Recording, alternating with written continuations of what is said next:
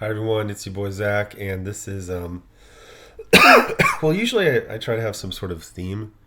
Like when the next issue of Absolute Martian Manhunter comes out, I'm going to review those three issues, just like I'm about to review the last three issues of New Gods. But this is just stuff what I read yesterday. I remember like last year, I think I said in a video like because Perch reads a lot of comics, and I was like, I don't think he reads all the comics. I think he like skims some of them. And then he made a point to clarify. He's like, no, I read all of these. And the reason I thought he didn't read them is because if you watch his channel, he's always, I'm on the moon, I'm in the middle of the sun. He's always traveling somewhere. He's traveling the universe. And I was like, there's no way a guy who's that busy with work has time to read like 20 comics a week. And then I got six late books out.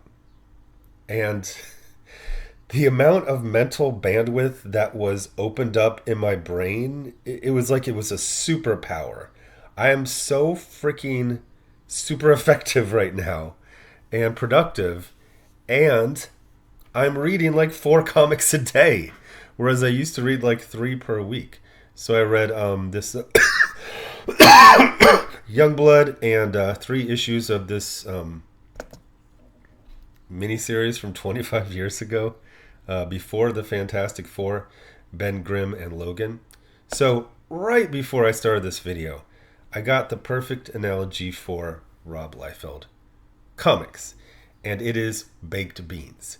So one of the things that's great about hating the Brits is there's always another reason to hate them.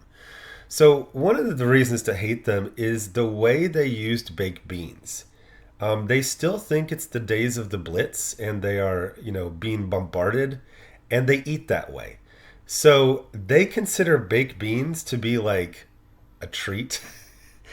And they also, God, don't Google it. You're going to get sick. Like, they'll be making some, like, oh, here's some toast, and here's a poached egg, and some bacon. And then they will take, like, an entire can of baked beans and dump it on there. And then they will put more stuff on top of it. And you're thinking like, oh, this is like a TikTok trend. This is like, yo, Aki, make a freaking, make me a bagel, but put a retired 1970s football player in the middle of it. Like, no, this is what they actually do. They will actually dump like an entire ladle of baked beans onto essentially a bacon, egg, and cheese. And like, how can you not hate them? Like, seriously.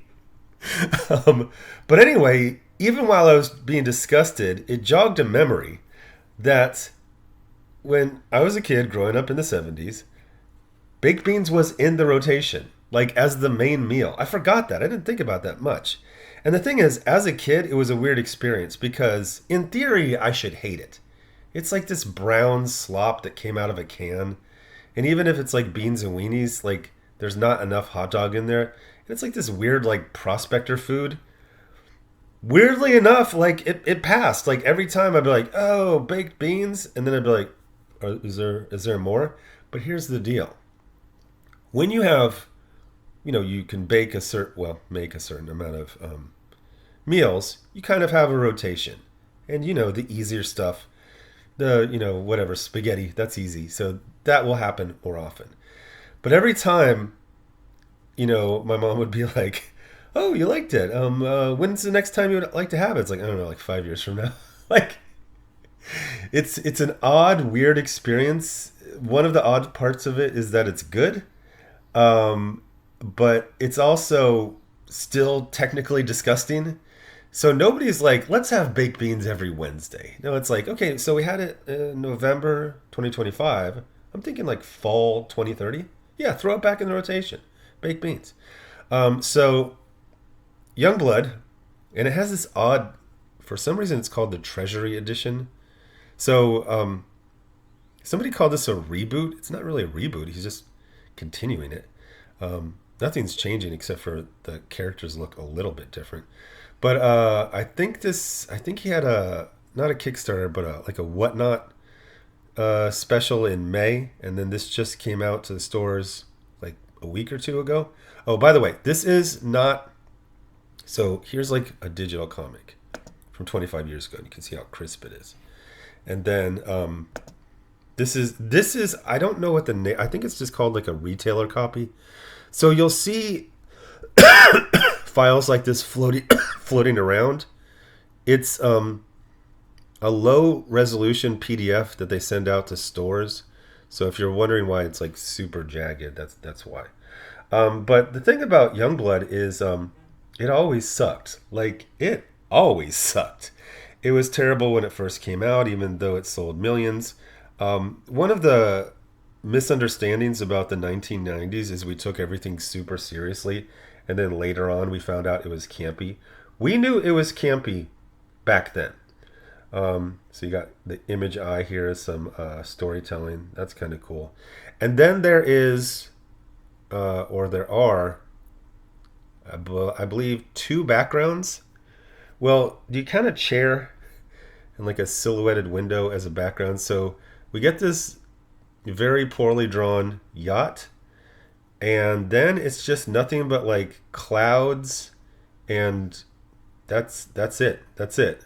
Sometimes you'll get some parallel and perpendicular lines, but as you see here, this is actual comic. There's no backgrounds. They're just like in a void somewhere. So, and it kind of like reintroduces the team. So Chapel is actually the son of the original Chapel. And like looking at this the next day, it's fucking awful. Like, can you imagine if your mom served baked beans for dinner and they were hot, and then the next morning for breakfast, it's like, oh, here's the baked beans that are left. It would just be the most horrifying thing. But again, I don't know why. Sometimes it works. So, yeah, so you have this guy who's basically Strife in gold. You have the son of Chapel. You have a diehard, since they're just essentially an appliance. I mean, that's just Strife right there. Reintroduction to these absolute dog shit characters. Freaking Extreme Studios was basically, it was like the Rippaverse with more charm. That's what it is. It was just dog shit after dog shit after dog shit. But it was like the thing to do. Like, oh, you got to get Brigade number 1. So the coloring here is pretty good. Supposedly, Rob is doing his own inking, and there is some kind of, not innovative, but he's trying some stuff, and it's fun. And the problem is, it's all in the service of just having some crap to sell and whatnot to divorced dentists. I think I liked this character Xerxes the most, except for in true Rob fashion, his armor looks different every single time he draws it, because Rob is too lazy to literally flip back to his own pages to remember how he drew it. And Shaft's been doing the same thing since, 1991, where he has a bow and arrows and a quiver, and yeah, that's going to disappear. Like, sometimes it'll be there, sometimes it won't. Sometimes it'll be, it's all gone right there. Like, every single part of it is gone. Now, the easiest thing is to say these are like nanotech weapons. Rob's too lazy for that shit too. Also, everyone has like 5 different body types. Sometimes they're kind of slender, sometimes they're just giant. And the other thing is, and again, please look at the screen, is, he's got these minions. There's about 5 different new designs, and they're all terrible because they're all just essentially a very lazy. And here's this guy who isn't Deadpool for legal reasons. There's like these horrible like pop culture references in this. It's very, very old. He's like, move like Jagger. I'm like, oh, Jesus Christ. Seriously? He's also doing this new thing with abs where he basically draws abs like abs are just anything. Like, this weird way he draws the abs right here, he does that like on every character. And that's the other thing, is that he used to be good at designs for characters, but for some reason everything is just a bodysuit. And so it really accentuates that his anatomy isn't good. So, I mean, if this guy had a belt, or, like that Han Solo thing where you got the belt that holds up your pants and the belt that holds up your holster, and then you got the string that keeps it to the leg, and the pouches, that gives you something cool, and it kind of, defines the look. But this is just a bunch of guys with essentially the same body, um, and just a generic bodysuit. I like this one right here. Like, that face is really good. Again, this is a low resolution copy for retailers. Um, but I mean, even here, like with this torpy neck, and this, it's not good, man. But yesterday, I don't know if I would say I was loving. I actually kind of was loving it. It's the weirdest thing. So that's enough of that. Then, for some reason, I got reminded of this mini series, which I believe was one of the first things that Kari Andrews drew, and this came out in 2000. So this was July 2000. So it would have come out in stores in like June. So this is me like just going to Marine Corps boot camp. So I missed out on this. So I remember reading this like during SOI. Once you get out of boot camp and you go to your school, you're allowed to most weekends go off base. So I remember specifically I remember getting this when I lived in base housing, which was very exciting because it was superheroes and military, and I was in the Marines and I was very excited about it. So I remember just absolutely loving this. And I think the second one, because this is back in the day before most people had, well, certainly before smartphones. So on the toilet tank, I would always have, comics and maybe some newspapers. And I think this one, I remember this cover really well. So it's just Logan and Ben Grimm during the Cold War. And this was actually really awesome. So it's a lot of stuff with planes, obviously Ben Grimm being a pilot, and then some Russian intrigue. And I just love this. It was super fun. It was constant action, kind of a light, jokey tone, but still with some. I mean, one of the problems, obviously, is Wolverine being essentially indestructible. So if he falls off a plane, you just go like, oh, that's going to be inconvenient for him. And then I forgot that this was 2000. So this was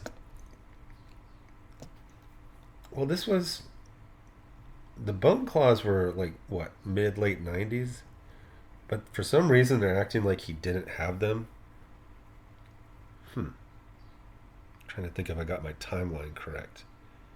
Yeah, the Bone Claws. Oh, now I'm blanking. No, the Bone Claws were after he had his adamantium taken away. So that would have been, like mid-late 90s. Anyway, for some reason they act like he doesn't have claws in this. That was a period, right? Yeah, part of his Weapon X. Oh, okay. Are they trying to marry together the Barry Windsor Smith? Anyway, he doesn't use his claws, but then he has these spike-handled trench knives that are like claws. Although I don't remember him using this in the book. But it was like just a lot of cool stuff with indestructible characters falling out of planes. Even like this one. Like, for some reason, like, when I saw the freaking screws, I don't know. I thought that was really cool. But yeah, Kari Andrews really great at storytelling. Most of his work is good. There's a couple of parts where it's kind of like he does the there's these tricks that new artists do, which is like, oh, if I don't know how to draw something, I'm either going to put it in silhouette or I'm going to do a million cross hatches on it. But right here, like the consistency of the planes in this made me think like he built a model or something. Oh, and I got to as always happens, I forgot to I don't remember what page it was. But if you read Larry Hama comics, especially growing up, you're going to have a fairly rich vocabulary in regards to vehicles and military and martial arts and stuff like this. So at one point he mentions an oleo strut and these things right here, although this is like the ski version of them. So I went look up what an oleo strut is, and it's a pneumatic air oil hydraulic shock absorber used on the landing gear of most large aircraft and many smaller ones. And then this design proved to be viable and was extensively adopted across the aviation industry for fixed undercarriages, becoming simply known or referred to as an oleo unit or undercarriage leg. Okay, there's kind of a little leap of logic of how it was called oleo because it was an undercarriage leg, but whatever. So now we all know, thanks to Larry Hama, 25 years later, and I looked it up, he was 51 at the time, which to me was ancient. And now I'm 52. But yeah, that's getting a lot of comic books out allowed me to read more comics. So all day long, I think about comics. So I think I used this for a title or subtitle one time, but this will be the title for basically grab bag videos like this. It's like something new and a miniseries from 25 years ago. And I enjoyed all of them, although I enjoyed this 25 years ago, 24 years ago when I was in base housing. I will enjoy it whenever in the future. This Youngblood, I didn't even enjoy. Like, just flipping through this the next day is painful. Like, this is dog shit. Anyway, here's that character that was based on Kirby. Thanks for watching. Bye.